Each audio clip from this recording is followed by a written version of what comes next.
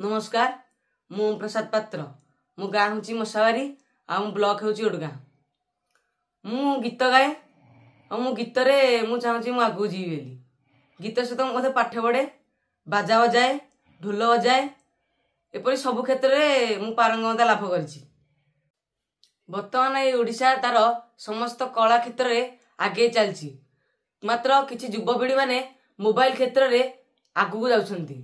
मु तांको कहिबी जे मोबाइल छाड़ी ए कला क्षेत्र में आगू जीवाकू गीत गाइबा सहित वाद्य नृत्य एपरी आहरी केते क्षेत्र में आगू जीवाकू मु सेमानू कहूछि। मु प्रथम श्रेणी रु गीत गाइबा आरंभ करिनी, चतुर्थ श्रेणी रु गीत शिखुछि। आज पर्यंत मु बहु प्रतियोगिता भाग मध्य नेछि। भाग नेबा सहित मु केबे हारिले मन दुख करे ना। मु भाबे जे हारिबा होछि मोर गोटे जितिबा, कारण जे हारे से द्वितीय थर जितिबा चेष्टा करिथाय। हारिबा द्वारा जितिबा संभव होइथाय। तेणु सेहीपरि मु समस्त कहूछि जे आपण माने पिला मानकु फोन न देई संगीत चित्र एवं खेल क्षेत्र में आगू बढ़ातु।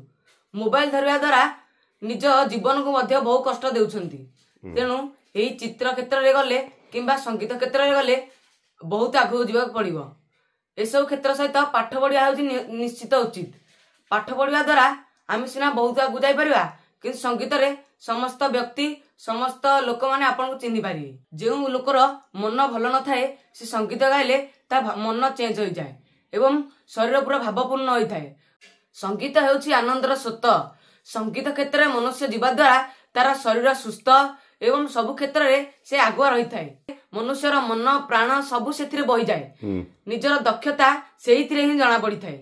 तेबे आसंतु मु पाइथिबा जिला स्तरीय ब्लॉक स्तरीय जेउ सब पुरस्कार गुड़िक देखैबी।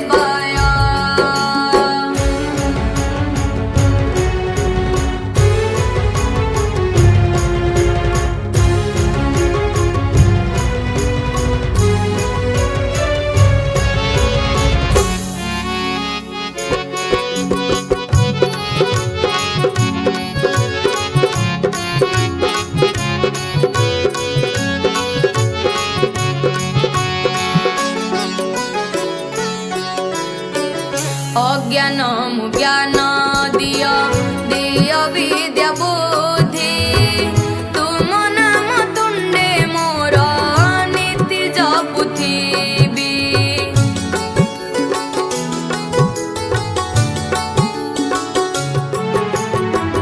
अज्ञान ज्ञान दिय दिय विद्या बुद्धि